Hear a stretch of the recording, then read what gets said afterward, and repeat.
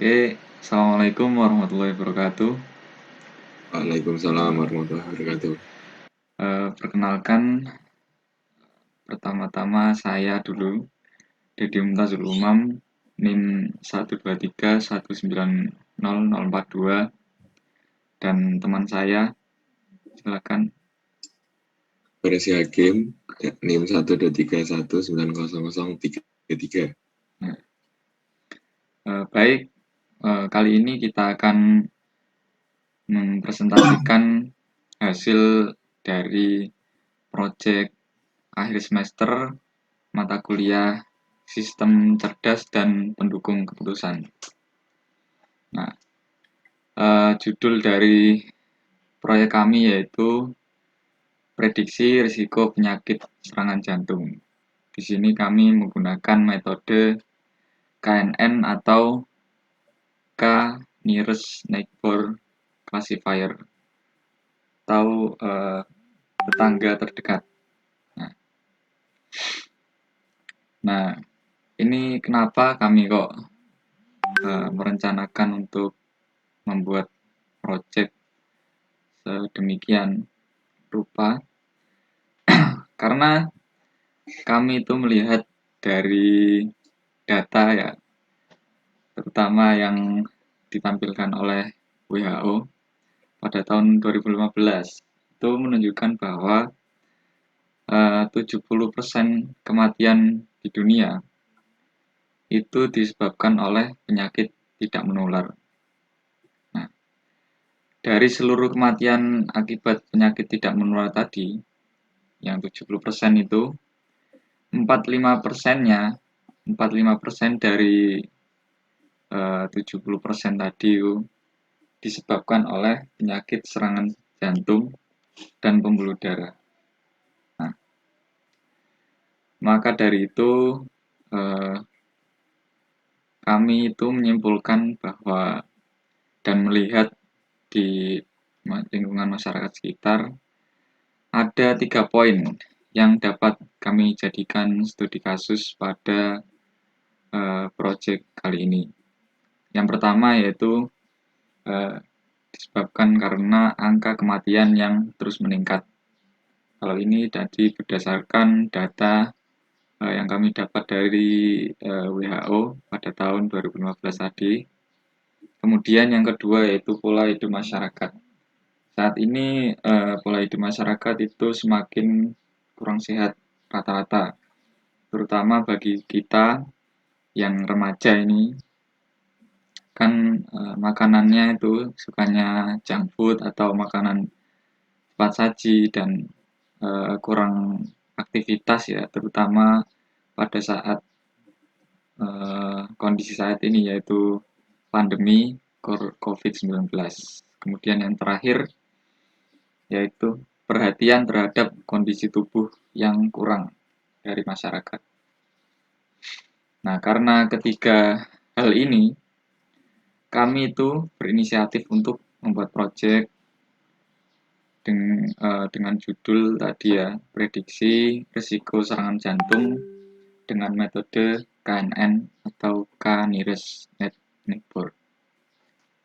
Nah, mungkin seperti itu. Nah, kemudian di sini saya akan menjelaskan sedikit tentang proyek kami.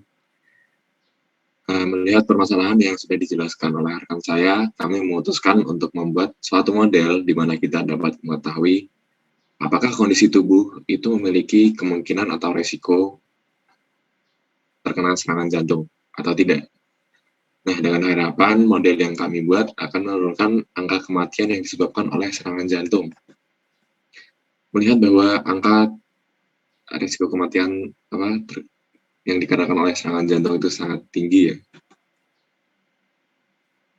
Nah, dengan model ini kita dapat mengetahui kondisi tubuh sehingga kita dapat mengontrol faktor apa saja yang dapat memicu hal tersebut. Dalam hal ini adalah serangan jantung. Nah, langsung saja berikutnya. Nah, selanjutnya saya akan menerangkan apa itu KNN atau K Nearest Neighbor. KNN itu adalah salah satu metode yang digunakan pada saat kita membuat model pada AI, Artificial Intelligence, atau sistem cerdas. Nah, lanjut Mas. Nah, menurut pengertiannya, KNN itu algoritma yang berfungsi untuk melakukan klasifikasi. Nah, yang perlu digarisbawahi ini adalah klasifikasi dari suatu data berdasarkan data pembelajaran atau data training yang didapatkan dari dataset yang diambil dari K tetangga terdekat. Nah, karena itu dinamakan nearest neighbor. Seperti itu, dengan K merupakan banyaknya tetangga terdekat. Jadi dalam KNN ini bagian terpentingnya adalah ada dua data. Yang pertama yaitu data tes yang akan digunakan untuk menguji program tersebut, dan kedua adalah data training. Nah, oke, lanjut Mas. Nah, kita akan mulai masuk ke inti pembahasan. Sebelumnya saya akan mengganti share screen-nya terlebih dahulu.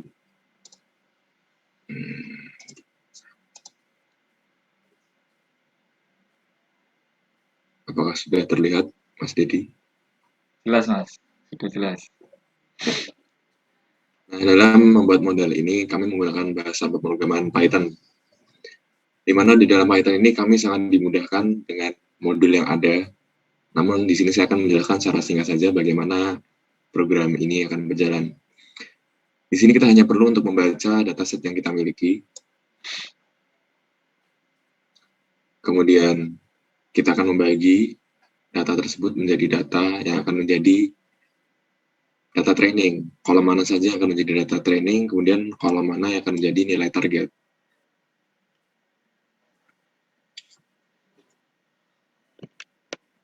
Nah, kita akan masuk ke pembahasan dataset terlebih dahulu. Di sini kami menggunakan dataset yang kami peroleh dari suatu situs bernama Kaggle, di mana di sana terdapat berbagai macam dataset yang sumbernya itu jelas. Kami menggunakan dataset ini karena dataset ini cukup meyakinkan ya, dan bisa dipastikan kebenarannya karena dibuat oleh ahli. Dalam dataset kami terdapat beberapa atribut untuk menentukan apakah kondisi suatu tubuh itu memiliki resiko yang tinggi atau rendah terkena penyakit serangan jantung. Di sini ada umur, kelamin, jenis nyeri dada, dan semacamnya. Kami tidak akan menjelaskan lebih jelas karena kami bukan ahli dalam bidang tersebut. Kita akan lanjut. Nah, setelah membaca dataset dan membagi atribut-atribut dalam dataset tersebut, sebelum kita melakukan klasifikasi, kita terlebih dahulu harus menentukan jumlah tetangga yang dibilang seperti Mas Dedi tadi, bahwa jumlah tetangga sangat menentukan hasil dari klasifikasi ini. Di sini kami menentukan jumlah tetangga itu 6. Kenapa 6? Karena kami telah menguji nilai K yang akan kami gunakan menggunakan satu metode yang dinamakan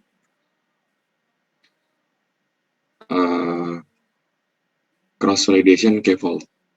Apa itu cross-validation k-fold?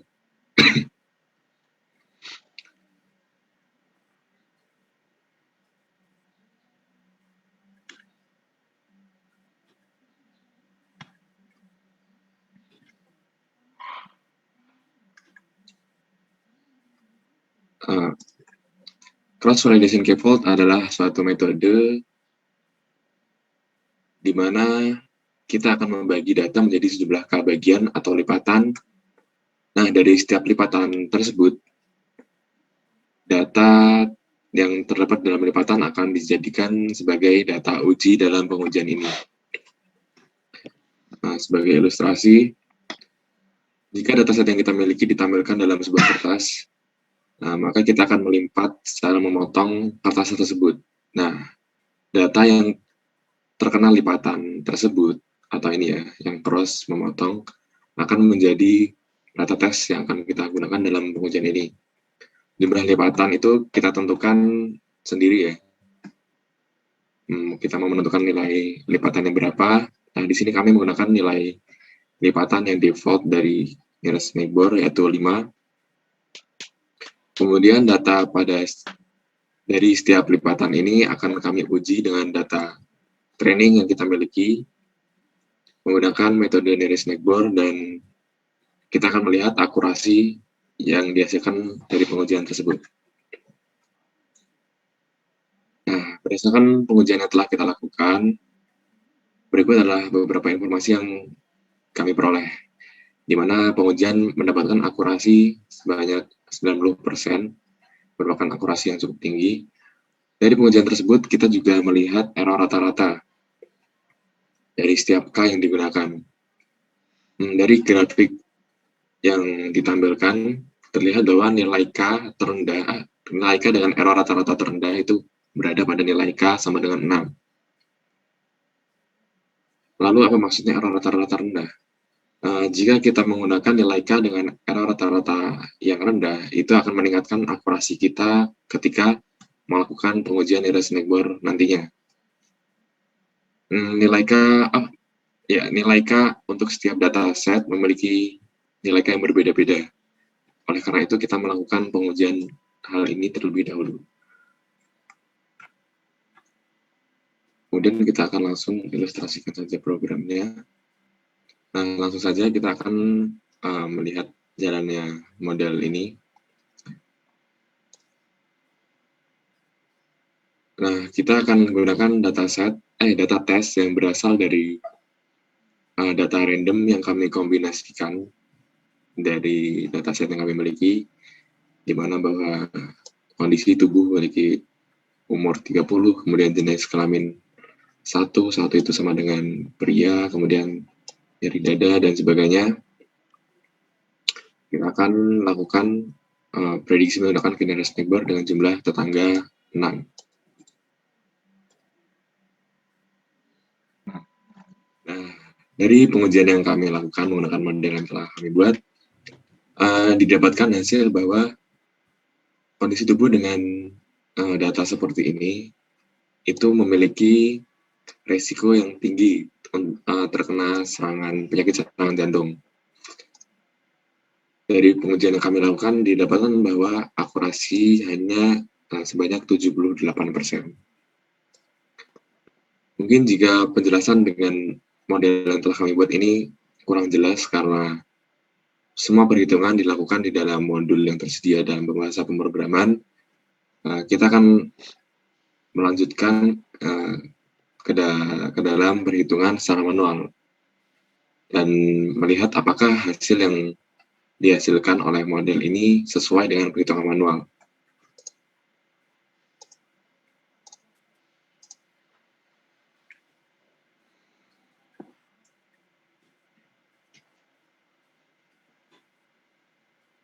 Nah, oke. Selanjutnya adalah perhitungan manual sebagai validasi dari perhitungan yang telah dilakukan oleh program kami tadi menggunakan bahasa Python. Jadi dalam perhitungan manual ini ada 4 tahapan ya. Yang pertama yaitu penentuan nilai K, yang kedua membuat data training, yang ketiga melakukan sorting atau pengurutan data, dan yang terakhir yaitu pengumpulan label data. Nah, untuk proses pertama yaitu penentuan nilai K, ini kita sudah menentukan ya tadi menggunakan program yang ada di Python untuk menentukan nilai K dengan error rata-rata paling kecil, yaitu dengan nilai K sama dengan 6. Nah, Selanjutnya setelah melakukan penentuan nilai K, kami akan men-training data, yaitu di sini ada data test yang ditandai itu adalah data test, kemudian ini adalah data trainingnya yang dari dataset yang kita ambil tadi ya. Nah, kita akan menguji data tes yang ada di atas itu dibandingkan dengan data training atau data yang ada di dataset.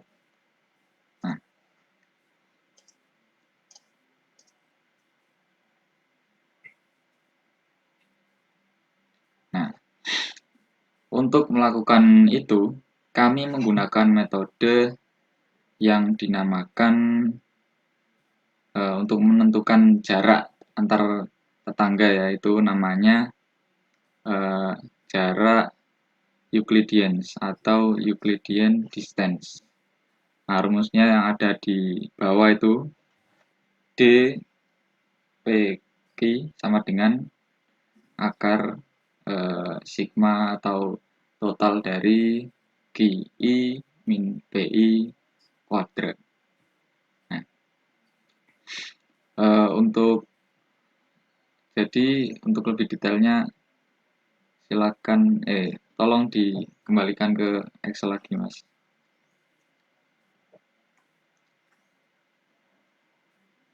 Nah, misal saya akan beri contoh untuk yang data paling atas itu ya.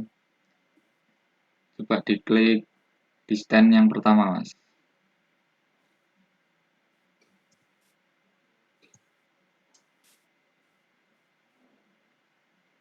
Nah, untuk mendapatkan hasil yang pertama, itu kami dengan rumus tadi ya, berarti akar dari total data set, atribut dari dataset dikurangi nilai atribut dari data test dikurangi nilai dari dataset, kemudian dikuadratkan dan nantinya akan dijumlahkan. Misal yang data atribut dari data test yaitu X yang bernilai 30 nanti akan dikurangkan dengan nilai atribut X dari dataset yang pertama yaitu 63, kemudian 30 dikurangi 63 dikuadratkan dan dijumlah dengan nilai dari atribut-atribut yang lain. Nah, setelah melakukan jarak atau mencari jarak dari antar tetangga tadi, kami melakukan pengurutan atau sorting, mencari jarak terdekat ya dari data-data tadi. Jadi ini adalah 4 ranking dari data 4 data pertama ya. Jadi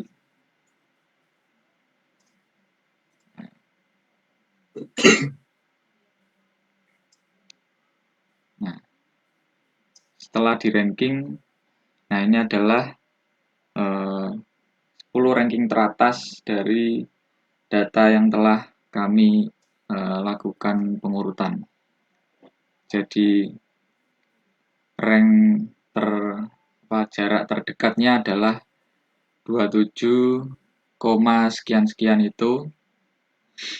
Nah, setelah melakukan sorting atau pengurutan, kami melakukan pengumpulan label.